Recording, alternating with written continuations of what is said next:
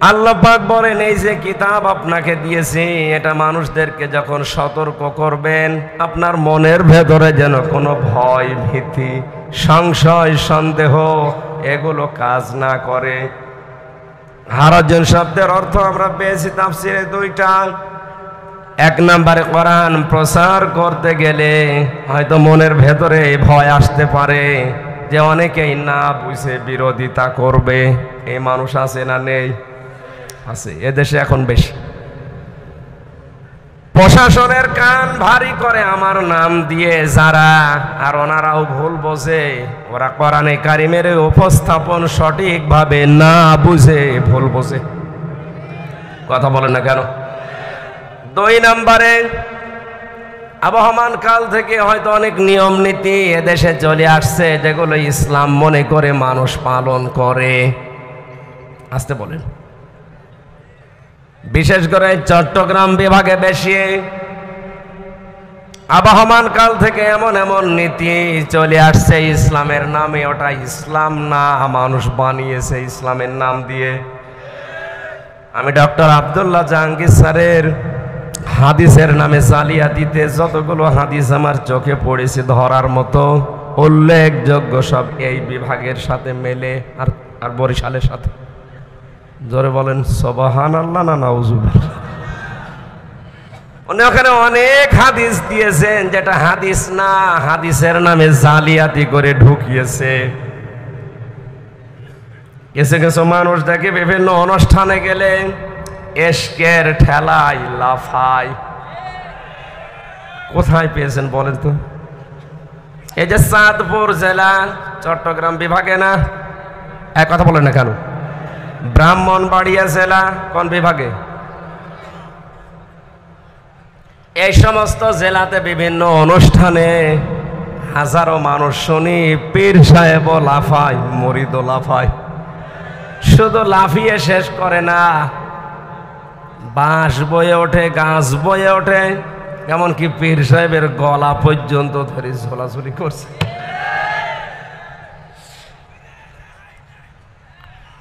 '18 সালে একবার গিয়েছিলাম চাঁপাইনবাবগঞ্জের সোনা মসজিদ মাহফিলে, যে বসে আছে এক ঘরে, শুনলাম আমার আগে যিনি উঠেছে ওনার বয়ানে এত এশক এত তেজ, এক মুরিদ জিকির করতে করতে গাছে উঠে বসে আছে।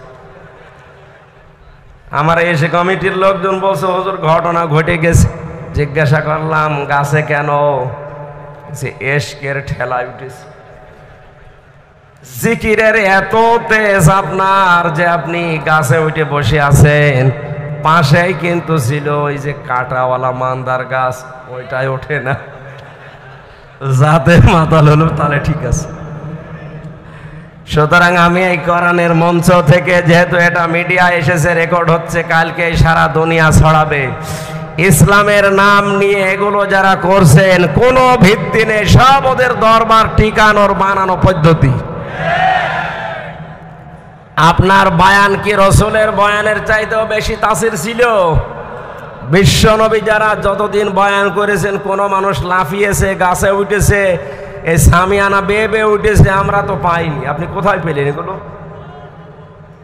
এই নিয়ম নীতি যখন মেলে না, আবহমান কাল থেকে চলে আসতেছে 50 বছর 100 বছর ধরে।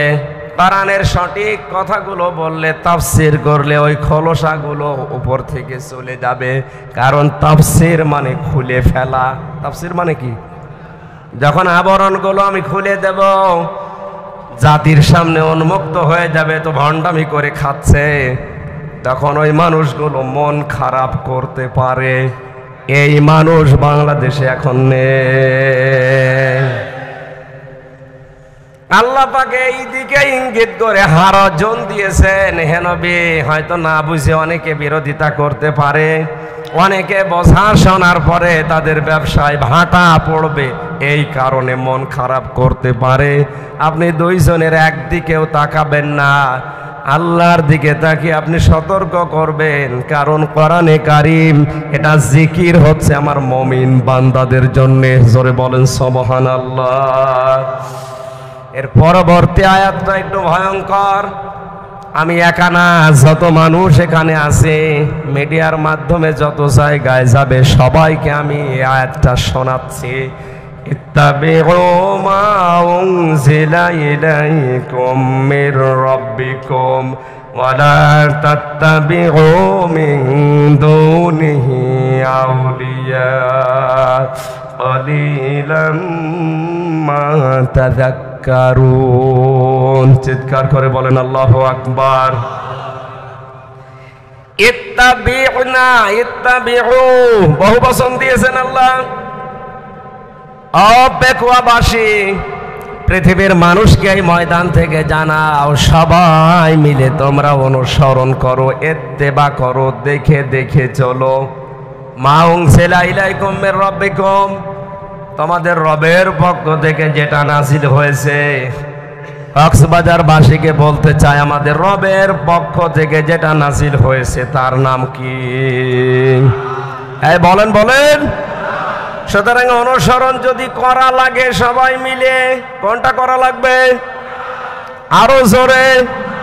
এমনকি কেউ যদি তাবলীগ করে তাও কোরআনের করা লাগবে। সূরা মায়েদার 67 নম্বর আয়াত এটার প্রমাণ। ইয়া আইয়ুহার রাসূল বাল্লিগ মা উনজিলা ইলাইকা মির রাব্বিক। হে রাসূল, আপনাকে আমি নির্দেশ দিলাম আপনি তাবলীগ করবেন যেটা আপনার রব আপনাকে দিয়েছে। কিসের? তাহলে আয়াত থেকে প্রমাণ হয় কোরআনের তাবলীগ করা, প্রচার করা এটা নফল না ফরজ? এখানে যেটা প্রচার হচ্ছে, তাবলীগ হচ্ছে কিসের? আমার বাবার প্রচার করছি, এই কথা বলে না কেন? সুতরাং এটা ফরজ কাজ। বাংলাদেশে এটা আরো ব্যাপক হওয়া দরকার। সুতরাং পেকুয়ার ময়দানে শুধু 2টা না, সারা বাংলাদেশের 68,000-এর উপরে গ্রামে কোরআনের প্রচার এখন ফরজ। আমাদের রবের পক্ষ থেকে যেতে এইটা এসেছে, অনুসরণ আমরা সবাই মিলে যদি করতেই হয় এটা করব। কোন মানুষের আদর্শ সবাই মিলে আমরা অনুসরণ করতে পারি না। হয়তো কিছু মুষ্টিমেয় মানুষ অনুসরণ করছে না বুঝে। আমরা যদি অনুসরণ করতে চাই, দেখে দেখে চলতে চাই, কি দেখে চলা লাগবে? ওয়ালা তাত্তাবিউ, সাবধান, মিন দুনিহি আউলিয়া, তোমরা অনুসরণ করবা না দুনিয়ার কোন অলির। অলির বহু বচন আউলিয়া। কোন অলির অনুসরণ দরকার নেই। কে বলছেন বলেন তো? আল্লাহ কি অলিদের বিরুদ্ধে? হ্যাঁ, বাংলা অর্থ শুনে মনে হচ্ছে আল্লাহ অলিদের বিরুদ্ধে। তাফসিরে ফি জিলালিল কোরআন সাইয়্যিদ কুতুব লিখেছেন আল্লাহ কেন অলিদের অনুসরণ করতে নিষেধ করলেন। আল্লাহ তাআলা ভালোভাবে জানেন ভবিষ্যতে এমন সময় আসবে আমার আবেগওয়ালা কিছু বান্দা আছে, তারা আমি আল্লাহর চাইতে তাদের আব্বাকে বড় মনে করবে, যেটা বাংলাদেশে এখন 100%। আপনি আবার অন্যদিকে নিয়েছেন না। কলিলাম মা তাযাক্কারুন, আল্লাহ বলেন এরপরও কিছু মানুষ আমার উপদেশ গ্রহণ করে, অধিকাংশ মানুষই মুখ ফিরিয়ে চলে যায়। আপনারা এই মুখ ফেরানোর দলে যাবেন না উপদেশ নেবেন?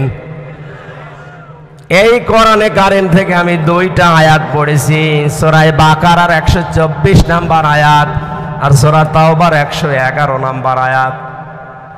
সূরা বাকারার 124 নম্বর আয়াতটা পড়েছিলাম এই কারণে, কয়েকদিন আগে, মাত্র 8-9 দিন হলো, 8 দিন আগে এখানে পাশে যেখানে ছিলাম বলেছিলাম এই আয়াতে হযরত ইব্রাহিম আলাইহিস সালামকে আল্লাহ পৃথিবীতে 50টা পরীক্ষা করেছে। কয়টা? এই পরীক্ষাগুলো এত কঠিন ছিল, এমন শক্ত ছিল, কোরআনে কারিমে আল্লাহ সবগুলো আমাদের শিক্ষার জন্য ধাপে ধাপে তুলে দিয়েছে। আমি পুরাটা নোটও করেছিলাম, পরিবেশ আমাদের অনুকূলে না থাকার কারণে আমি ওই আয়াতটা বাদ দিয়ে দিচ্ছি। না না, আপনি এখানে এসে বলেন। সভাপতি এখানে বসে আছে, আমার কানের ভেতরে কি যেন লাগাচ্ছে, আর বলছেন না না। সূরা তাওবার আয়াতটা নরম আয়াত, এইটা পড়ি অসুবিধা নেই। রাসূলের উপরে দরুদ আর সালাম পাঠ করার মাধ্যমে সূরা তাওবার এই আয়াতটা আপনি মন দিয়ে ধীর স্থির ভাবে শোনেন, কিছু পাবেন ইনশাআল্লাহ। জবান খুলে পড়েন, আউযু বিল্লাহি মিনাশ শাইতানির রাজিম, বিসমিল্লাহির রহমানির রহিম,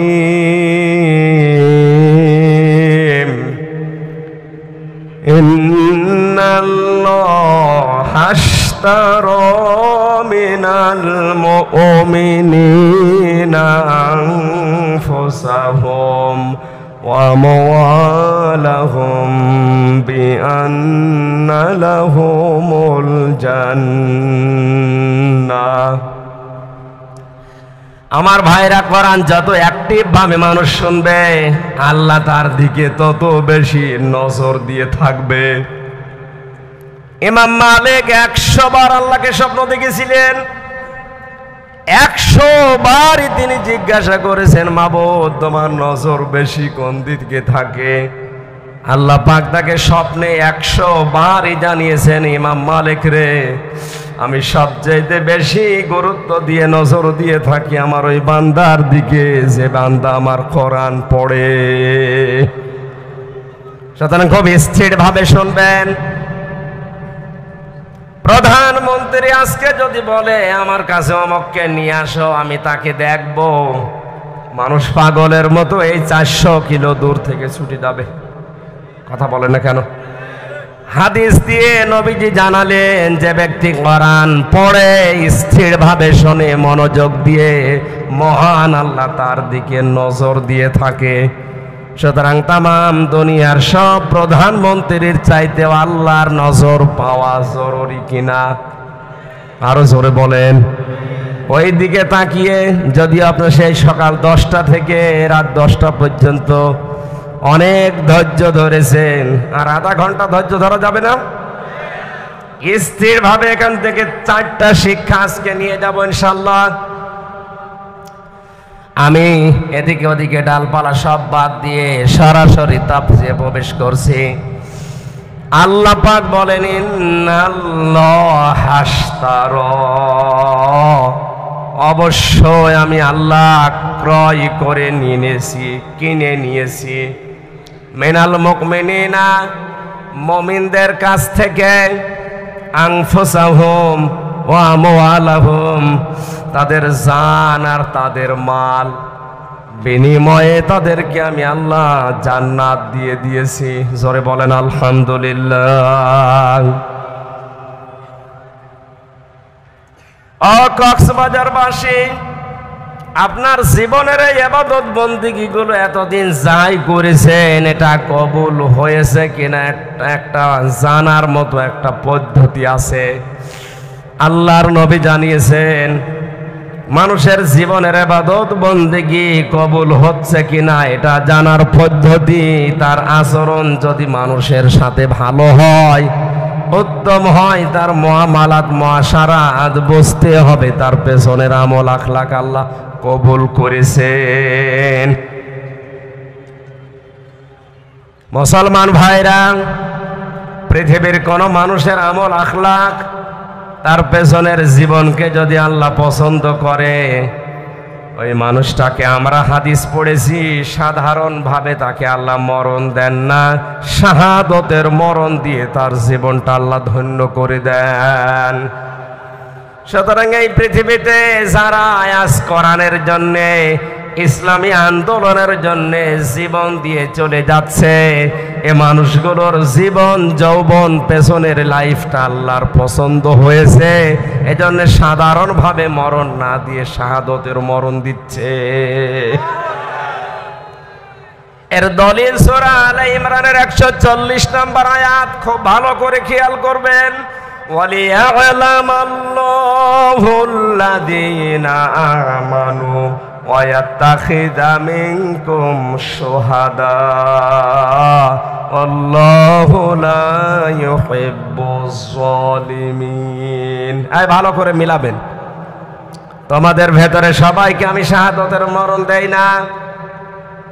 বিশ্ব নবী সারাটা জীবন তিনি দোয়া করতেন। হযরতে ওমরেরও সারা জীবনের দোয়া ছিল এইটা, আল্লাহুম্মা ইন্নী আসআলুকা শাহাদাতান ফি সাবিলিক ওয়াজআল মাউতি ফি বালাদি রাসূলিক। হযরতে ওমর সারা জীবন বলেছিলেন, আল্লাহ আমাকে সাধারণভাবে মরণ দিও না, মরণ যদি আমারে দাও তুমি শাহাদতের মরণ দিও, আর রাসূলের শহরে মরণ দিও। জোরে বলেন সুবহানাল্লাহ। সাধারণভাবে মরার শাহাদতের মরণ পার্থক্য কি? এই যে মুরব্বী সভাপতি যদি কালকে মারা যান, যদি ঈমান নিয়ে মারা যেতে পারে, কবরে থাকবে, ঘুমিয়ে পড়বে, এই শেষ, আর কিছু নেই। কিয়ামত পর্যন্ত শুধু ঘুমিয়েই থাকবে। সিংহায় যেদিন ফুৎকার দেওয়া হবে ওই দিন উনি টের পাবে, এর মাঝখানে আর কিচ্ছু টের পাবে না, এতটুকুই শেষ। কিন্তু কোন মানুষ যদি শাহাদতের মরণ পায়, ও লোকটা শুধু মরণের পরে ঘুমিয়ে থাকবে না, মরণের সঙ্গে সঙ্গে কবরে দেবেন, ওই সময় থেকে আল্লাহ নিজে তাকে খাওয়াবেন। আলা তাহসাবান্নাল্লাযীনা কুতিলু ফি সাবিলিল্লাহি আমওয়াতা বাল আহইয়াউন ইনদা রাব্বিহিম ইরসাকুন। সূরা আলে ইমরানের ভেতরে আল্লাহ জানিয়েছেন, হে নবী, আমি আল্লাহর রাস্তায় যাদেরকে হত্যা করা হয়, মেরে ফেলা হয়, শহীদ করা হয়, এদেরকে আপনি মৃত ভাববেন না, এরা জীবিত। শুধু জীবিত না, এদেরকে আমি আল্লাহ নিজে রিজিক দান করি। জোরে বলেন আল্লাহু আকবার। পেকুয়া বাসে ঘুমিয়ে থাকলে খাওয়া লাগে, কথা বলেন না কেন? খাওয়া লাগে জীবিত থাকলে। সুতরাং এই দেশে যাদেরকে গুম করা হচ্ছে, খুন করা হচ্ছে, ফাঁসি দেওয়া হচ্ছে অন্যায় ভাবে, মানুষগুলোকে যাদের শহীদ করা হয় পৃথিবীতে, এদের জীবন যৌবন পেছনের লাইফ আল্লাহ পছন্দ করেছেন। নয়তো সাধারণভাবে মরণ দিয়ে ঘুমিয়ে রাখতো।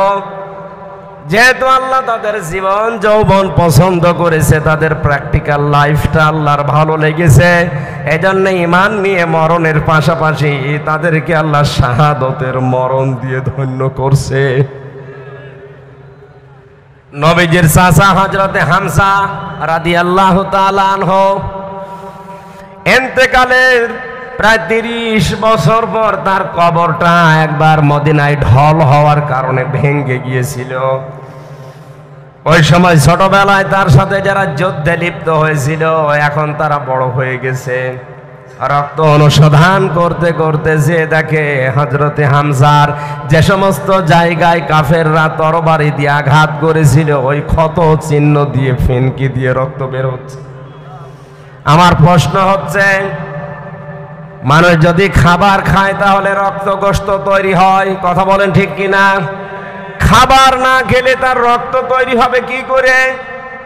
এই আয়াত দ্বারা হযরতে হামজার জীবনী দ্বারা প্রমাণ হয় যে মানুষগুলো শাহাদত বরণ করে, ওদেরকে আল্লাহ এমনিতে ঘুমিয়ে রাখে না, খাবার খাওয়ান।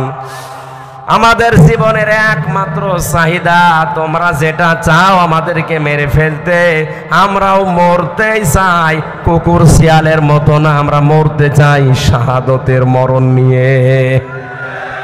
আমরা মরণ চাই কিসের? আল্লাহ বলেন, আমি কিনতে চাই সবার টানা মিনাল মুমিনিনা, মুমিনদের কাছ থেকে। আজ বাংলাদেশ মুনাফিকে ভরে গেছে, এজন্য বহু কিছু তৈরি করে দিচ্ছে, কবুল হচ্ছে না। আল্লাহ তাআলা দেননি যে ইন্নাল্লাহ হাশতারা মিনাল মুনাফিকিনা, আমি মুনাফিকদের থেকে কিনতে চাই না। এজন্য আমাদের আগে মুমিন হওয়া লাগবে। মুমিন না হয়ে মসজিদ বানিয়ে টাইলস লাগিয়ে দিলেও কবুল। আরো জোরে বলেন। আমার কথার ওজন কত আপনি টের পাচ্ছেন? আজ মুমিন না হয়ে আপনি মুনাফিক হয়ে মসজিদে টাইলস লাগিয়েছেন, মসজিদে ফ্যান লাগিয়েছেন, কার্পেট বিছিয়ে দিয়েছেন, 3 তলা মাদ্রাসা বানিয়ে দিয়েছেন। আল্লাহর কসম, আল্লাহ কিনবে না, আল্লাহ কিনতে চাই শুধুমাত্র মুমিনেরটা। আর মুমিন ওই লোকটা যে ভালো কাজে আনন্দ পায়, অন্যায় কাজ দেখলে তার কষ্ট লাগে। আজকের এই কাজটা ভালো কাজ না অন্যায় কাজ? জোরে বলুন। এই ভালো কাজের আজ আনন্দ যারা এলাকায় পায়নি, এটা বন্ধ করে দিলে যাদের খুশি হতো, এরা ইমানদার না মুনাফিক? ওরা যদি পুরা পেকুয়া মাদ্রাসা বানিয়ে দেয়, কবুল হবে? বলেন বলেন। শক্ত হয়ে যাচ্ছে না? এইটা আয়াতের কথা। আমরা জানি কোন বিষয় যদি কেউ বেচা কিনা করতে চায়, 4টা জিনিস সামনে রাখা লাগে। একটা সম্পদ লাগে, কি কথা বলেন না কেন? একটা মূল্য লাগে, কি? আর একজন বিক্রেতা লাগে যে বেচবে, একজন ক্রেতা লাগে যিনি কিনবে। এবার আপনার মগজ, আপনার মাথা এদিকে দেন। এখানে সরাসরি ক্রেতাকে আরো জোরে, জোর হইল না? অনেকে আমাদের মতো মেধা নিয়ে আছে, বলেন। উনি এত সক্ষম, আমরা বাজারে গিয়ে পচা মাছ কিনতে চাই না। আমাদের আল্লাহ, আমাদের মালিক যিনি, তার যোগ্যতা, তার সক্ষমতা কত বেশি আপনার কল্পনায় ধরবে না। তিনি যদি কোনো কিছু কিনতে চায়, পচা জিনিস, অবৈধ জিনিস, মিথ্যা জিনিস কিনবে। আজ বাংলাদেশে যাদের সব কিছু মিথ্যার উপরে গড়ে উঠছে, ওদের জীবন আল্লাহ কিনবে। আরো জোরে, ওদের মাদ্রাসা কিনবে, মসজিদ কিনবে, ওদের তাবলিগ কিনবে। আপনি যদি বলেন এখন সব আমার গায়ে পড়ছে, না, আপনাকে আমি বাঁচার জন্য বলছি। আল্লাহ ইন্নাল্লাহ হাশতারা মিনাল মুনাফিকিনা দেননি, ইন্নাল্লাহ হাশতারা মিনাল কাফিরিনা দেননি, ইন্নাল্লাহ হাশতারা মিনাল মুশরিকিনা দেননি। আল্লাহ দিয়েছেন ইন্নাল্লাহ হাশতারা মিনাল মুমিনিন। আপনাকে আগে মুমিন হওয়া লাগবে। কি হওয়া লাগবে? আরো জোরে। মুমিন হওয়ার জন্য আয়াতের পরবর্তীতে 10টা গুণ আল্লাহ দিয়েছেন। এই গুণগুলো যদি আমরা অর্জন করতে পারি, মহান আল্লাহ বলেন যালিকা হুয়াল ফাউজুল আযীম, এদের জীবন হবে মহা সফল। জোরে বলেন আল্লাহু আকবার। প্রথমে ফ্যানটা দিয়ে গলাটা বসে গেছে, কষ্ট হচ্ছে। না না, কিছু লাগবে না।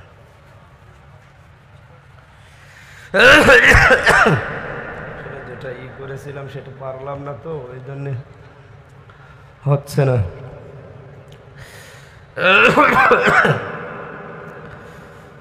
কোরআনে কারিম আমি যেই ধাঁচে বোঝাচ্ছি, আপনি কি বুঝতেছেন?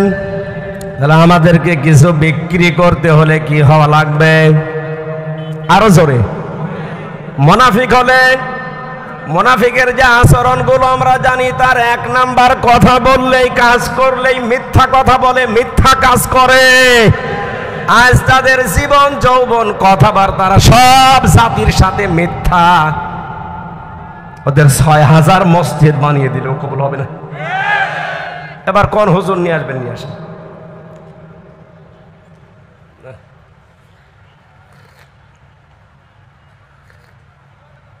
প্রথমে ফ্যানটা দিয়েই আমার গলাটা শেষ হয়ে গেছে। এখন এই যে ফ্যান এখন বন্ধ করে বসার যা বসেই গেছে, এখন আর কি করা যাবে?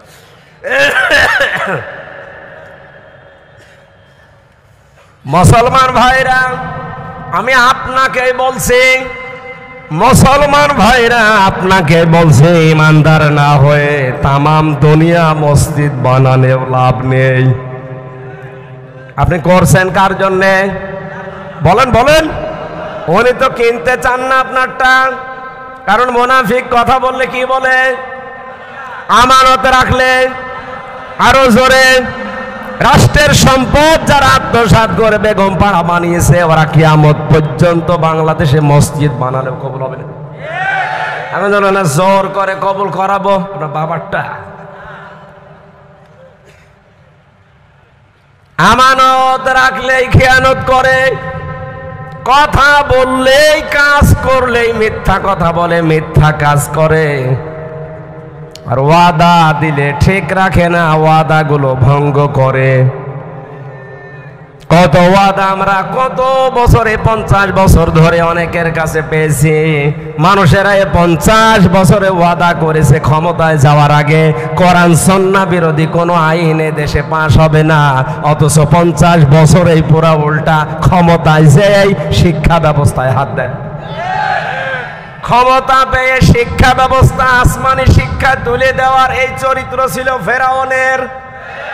এই আসতে বলেন, আজ যদি আসমানি শিক্ষা তুলে দিয়ে মানুষের তৈরি করা কোনো শিক্ষা সিলেবাসে ঢোকানো হয়, বুঝবেন এটা ফেরাউনের কর্মসূচি।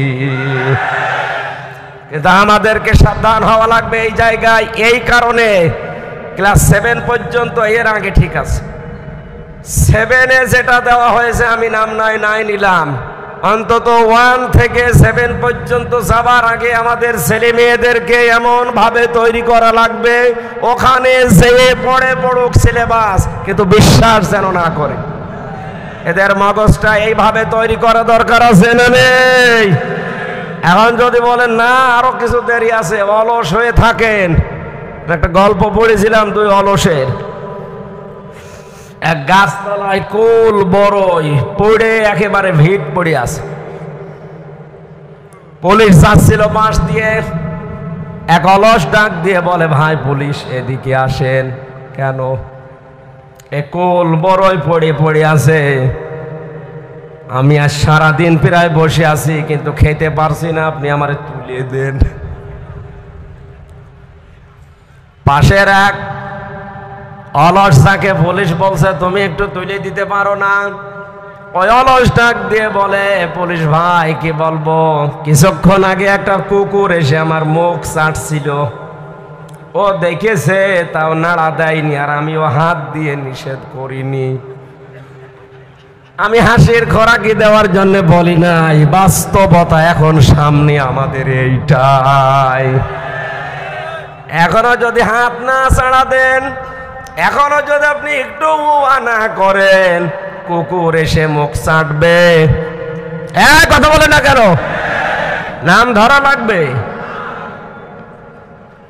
এই জন্য আমাদের ছেলে মেয়েদেরকে এখন তৈরি করা লাগবে, এই যে কেজি 1 থেকে, প্লে থেকে, নার্সারি থেকে এমন ভাবে তারে শিক্ষা দিয়ে 7 পর্যন্ত নিয়ে যেয়ে পৌঁছিয়ে দেন, ও পাশ করার জন্য সিলেবাস পড়ুক, কিন্তু এটা তোর বিশ্বাস না করে। আমি আশা করি কথা ডিপলি না গেলেও বোঝাতে পেরেছি। আল্লাহ তুমি এদের তৌফিক দাও বোঝার, জোরে বলেন আমিন।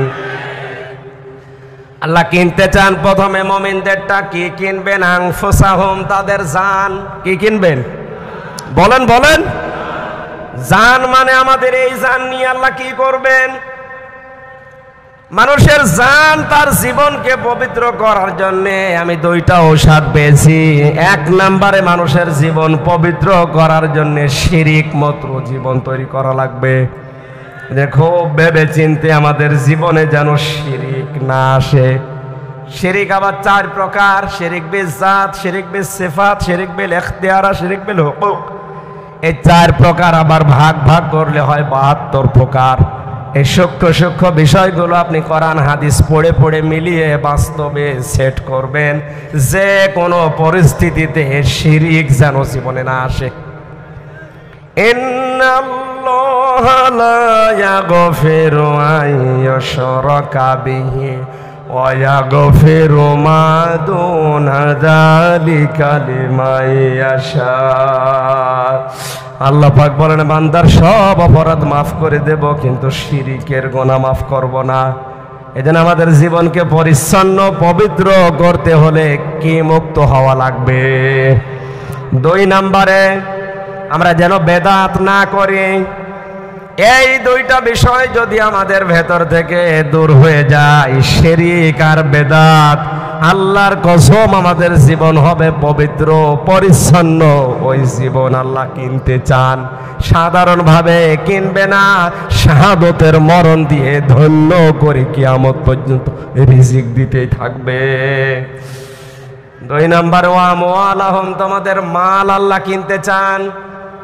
মালের বহু বচন আমওয়াল আল্লাহ দিলেন এই কারণে আমি তাফসিরে খাজেনের ভেতরে মাল শব্দের ব্যাখ্যা পেয়েছি 9 প্রকার। কয় প্রকার? আরো জোরে। এর 1 নম্বরে আছে নেককার নারীর নাম। এই দুনিয়াতে সবগুলো নবীজির দৃষ্টিতে সম্পদ। আদ-দুনিয়া কুল্লুহা মাতাউন ওয়া খায়রু মাতাউদ দুনিয়া ইমরাতুস সালিহা। পৃথিবীর সব কিছুই সম্পদ, এর ভেতরে উত্তম শ্রেষ্ঠ সম্পদ হচ্ছে আল্লাহওয়ালা মেয়ে মানুষ। আল্লাহওয়ালা মেয়ে মানুষের গুণ আমি পেয়েছি আবার 4টা। কয়টা? হযরতে আসিয়া ছিলেন আল্লাহওয়ালা মেয়ে মানুষ। এই কথা বলেন না কেন? তার জীবনীতে দেখবেন সূরা তাহরিমের 11 নম্বর আয়াতটা আল্লাহ তার জন্য নাযিল করেছেন। এই দুনিয়াতে 2 জন নারীকে আল্লাহ 2টা আলাদা জিনিস দিয়েছিলেন। একজনকে জীবিত অবস্থায় সালাম দিয়েছেন, আমাদের নবীজির স্ত্রী খাদিজাতুল কুবরাকে। 2 নম্বরে জীবিত অবস্থায় জান্নাতের ঘর দেখিয়েছেন হযরতে আসিয়াকে। মা বোন যারা এসেছেন, মেয়েরা এসেছে, সম্মানিতা মা বোনেরা, নেককার নারী হওয়ার জন্য অন্যতম গুণ হচ্ছে স্বামীর প্রতি আপনি যত কঠিন পরিস্থিতি হোক বরদোয়া দিতে পারবেন না। নবীজি বলেন জাহান্নামের দিকে তাকিয়ে দেখলাম 2টা কারণে মেয়েরা জাহান্নামে বেশি যায়। 1 নম্বরে স্বামীর নাশুকরিয়া করে, 2 নম্বরে ওরা কথায় কথায় শুধু বরদোয়া দেয়, মানুষকে লানত দেয়। হযরতে আসিয়াকে হাতের ভেতরে ব্রেক লাগিয়েছে, কপালের ভেতরে ব্রেক লাগিয়েছে, শলাকা পায়ের ভেতরে ব্রেক লাগিয়ে ফেরাউন যখন তার মাথার উপরে গরম তেল ঢেলে দিচ্ছিল, আল্লাহ রাব্বুল আলামিন ফেরেশতা জিবরাইলকে বললেন জান্নাতটা তুলে ধরো তার সামনে। দরাবাল্লাহু মাসালাল লিল্লাযিনা আমানু ইমরাতা ফিরআউন ইয ক্বালাত রাব্বি ইবনিলি ইনদাকা বাইতান ফিল জান্নাতি ওয়ানাজ্জিনি মিন ফিরআউনা ওয়া আমালিহি ওয়ানাজ্জিনি মিনাল কওমিজ যালিমিন। জোরে বলেন আল্লাহু আকবার। আল্লাহ ইমানদারদের জন্য দৃষ্টান্ত দিলেন ফেরাউনের স্ত্রী আসিয়াকে। হযরতে আসিয়া ডাক দিয়ে বলে রব্বুল আলামিন, এই কঠিন পরিস্থিতিতে তুমি আমার সামনে জান্নাত তুলে ধরেছো জীবিত অবস্থায়। আমি তোমার কাছে এই কঠিন পরিস্থিতিতে দোয়া করছি, তুমি আমাকে জান্নাতের ভেতরে একটা ঘর বানিয়ে দাও যেখানে বসে বসে তোমাকে দেখা যায়। আর চিন্তা করেন এত কঠিন পরিস্থিতি, হাতে পায়ে কপালে ব্রেক, মাথার উপরে গরম তেল ঢালা হচ্ছে। তিনি স্বামীর জন্য ওই মুহূর্তেও বরদোয়া দেননি। তিনি বলেছিলেন ওনাজ্জিনি মিন ফিরআউনা, তুমি আমাকে ফেরাউনের কবল থেকে বাঁচাও। ওনাজ্জিনি মিনাল কওমিজ যালিমিন, এই জালিম সম্প্রদায় থেকে, ফেরাউন যাদেরকে দিয়ে আমার উপর অত্যাচার চালায় তাদের জুলুম থেকে তুমি আমাকে বাঁচাও। কিন্তু তুমি রাগ করে আমার স্বামী ফেরাউনের উপরে গজব দিও না। বাংলার মেয়েরা, এত কঠিন শাস্তি দেওয়ার পরেও যিনি স্বামীর উপরে বরদোয়া দেননি, তিনি বলেছিলেন আল্লাহ তুমি আমাকে বাঁচাও, কিন্তু আমার স্বামীকে তুমি গজব দিয়ে ধ্বংস করো না। এ কি ভালো স্বামী? কথা বলেন। এ পৃথিবীতে ফেরাউনের মতো স্বামী কারো হয়েছে কিনা আমি জানি না, কিয়ামত পর্যন্ত মনে হয় হবেও না। এত বড় ভয়ঙ্কর স্বামী শাস্তি অবস্থায় যদি বরদোয়া না দেয়, আপনার একটা সাবান কম হলে আপনি বরদোয়া দেন, গালি দেন, আপনি মানুষ, আপনি আবার নেককার দাবি করছেন। 2 নম্বর, যাদের চরিত্র মহিলাদের জন্য আদর্শ বলা হয়েছে 6 জন কথা আমি লিখেছিলাম এখানে। তার 6 নম্বরে হযরতে ফাতেমাতুজ জোহরা। ফাতেমাকে আল্লাহ 2টা কারণে জান্নাতের নেত্রী বানিয়েছেন। 1 নম্বরে তার সারাটা জীবনে তিনি পর্দা লঙ্ঘন করেননি। 2 নম্বরে তিনি যতদিন বেঁচে ছিলেন স্বামীর মনে দুঃখ দেননি। একবার একটু দুঃখ পেয়েছিল, সঙ্গে সঙ্গে তিনি পরিবর্তন করে নিয়েছেন নিজেকে। তার পেছনে কারণ ছিল তার বাবা হযরতে মুহাম্মদ রাসূলুল্লাহ ডাক দিয়ে বললেন, মা ফাতেমা, তুমি আর যাই করো না কেন, আমার জামাই আলী যদি তোমার উপরে বৈধ কাজে নারাজ থাকে, আমি তোমার বাবা নবী হয়ে বলছি তোমার জানাজায় আমি যাব না। আজ বাংলার বাবারা যদি মেয়েদেরকে এভাবে একটু শাসন করে দিত, হাজার হাজার পরিবার ভাঙ্গা থেকে বেঁচে যেত। বাবারা আরো সাহস দেয়, কিছু হলে তুই চলে আসবে, তোর অন্য জায়গায় বিয়ে দেব। এক মেয়ে বিয়ে দিবা কয় জায়গায়? মালের যে 9টা ব্যাখ্যা আমার গলায় বাস্তবতার দিকে তাকে আমি যেতে পারছি না।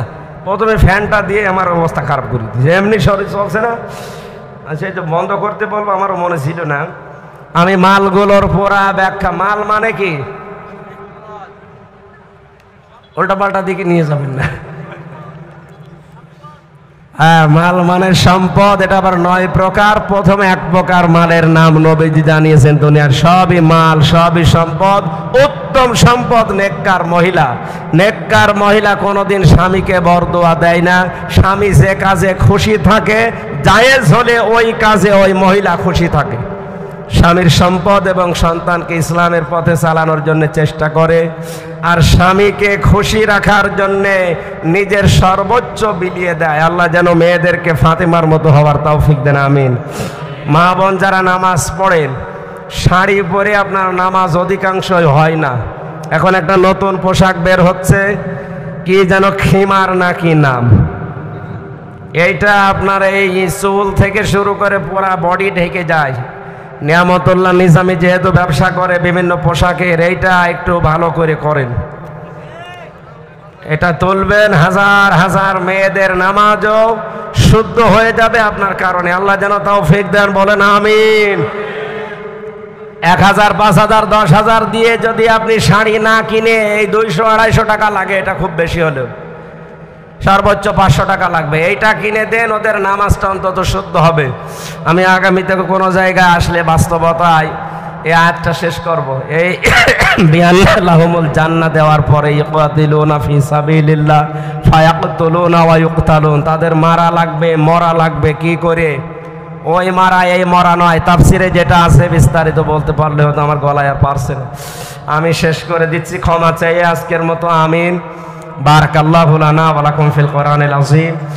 মুসাফির 2 নম্বরে, আমি অসুস্থ, এরপরে মাজলুম। 3টা জিনিস নিয়ে এখন আমি হাত তুলছি আপনাদের সামনে মোনাজাতের জন্য। এই বসেন, আল্লাহুম্মা আমিন। মোনাজাতে এখন সর্বশেষ এ মাহফিলের সমাপ্তি রাত 10টা বাজে। এখন 10টা পর্যন্ত আমরা সময় নিয়েছিলাম, আমাদের কথা আমরা রেখেছি। আল্লাহর কাছে জীবনের সব কিছু এখন আমরা জানাবো। সেদিন উখিয়াতে যে মোনাজাত করেছিলাম, সারা দুনিয়া থেকে অনেকেই আবেগ আপ্লুত হয়ে কল দিয়েছে যে মোনাজাত এরকম হওয়া দরকার। আজকে আমরা আল্লাহর কাছে ওইভাবে মোনাজাত করবো ইনশাল্লাহ। মাথা নিচু করেন, মোনাজাতটা বসে করে বাড়ি যান, চক্ষু বন্ধ করে। রব্বানা যালামনা আনফুসানা ওয়া ইল্লাম তাগফির লানা ওয়া তারহামনা লানাকুনান্না মিনাল খাসিরিন। রব্বানা লা তুযিগ কুলুবানা বা'দা ইয হাদাইতানা ওয়া হাব লানা মিন লাদুনকা রাহমাতান ইন্নাকা আনতাল ওয়াহ্হাব। রব্বুল আলামিন, তোমার আরশ থেকে কক্সবাজারের পেকুয়া দিগন্ত ফাউন্ডেশন, পেকুয়া সমাজ উন্নয়ন পরিষদের এই ময়দানের দিকে তাকাও। লক্ষ লক্ষ বান্দা বান্দি গনার কথাগুলো স্মরণ করে, মাথা নিচু করে, চক্ষু বন্ধ করে, এতিমের মতো, ভিক্ষুকের মতো হাত দুটি তুলে ধরেছে। তোমার বিশাল সাগরের তুলনায় তোমার বিশাল আসমান জমিনের তুলনায় আমাদের এই হাত দুইটা বড় ছোট্ট। এই ছোট ছোট দুটি হাত কোরআনে কারিমের এই সমাপনী অনুষ্ঠানে আমরা তুলে ধরেছি। কোরআনের ইজ্জতে হলেও আল্লাহ তুমি আজকের এই মোনাজাত কবুল করে নাও। ভয় হয় মাঝে মাঝে নামের আগে আলেম লেখা থাকে, মাওলানা মুফতি লেখা থাকে, না জানি কিয়ামতে তুমি আমাদের সাথে কি করো। আলেম মাওলানা মুফতি লেখা থাকে, থাকলেই তো হচ্ছে না, এটা হক আদায় করা দরকার। সেই পরিবেশ পরিস্থিতি তুমি আমাদের অনুকূলে এনে দাও। সঠিক কথাগুলো সহজ সরল ভাষায় বলার চেষ্টা করি। তোমার বান্দাদেরকে ঠিক অল্প সময়ে এটা বোঝার মতো সুযোগ করে দাও। মাহফিলের আয়োজন করতে গিয়ে তোমার যে বান্দারা শ্রম দিল, তোমার এই ছোট্ট বান্দা নিয়ামতুল্লাহ, তার সাথে যত মানুষ একত্রিত হয়ে বিশাল বাগান সাজিয়েছে, তাদের জীবনকে তুমি জান্নাতের মতো পরিচ্ছন্ন করে দাও। তার বাবা মরহুম শহীদুল্লাহ রহমতুল্লাহ আলাইহে, রব্বুল আলামিন তাকে তুমি ডাক দিয়ে তোমার কাছে নিয়ে গেছো। তোমার হাবিব জানিয়েছে, কোন সন্তান যদি বাবার জন্য হাত তোলে, ওই হাত তুমি ফেরত দাও না। তার নিজের সন্তান তো আছেই, তার লক্ষ লক্ষ রুহানি সন্তানেরা এখন হাত তুলেছে। আল্লাহ, আমি যাই হই না কেন, মানুষ তো আমাকে অনেকে আলেম মনে করে। রব্বুল আলামিন তোমার হাবিব জানিয়েছে, আল উলামা ওয়ারাসাতুল আম্বিয়া, আলেমরা নবীর নায়েবে রাসূল ওয়ারিস।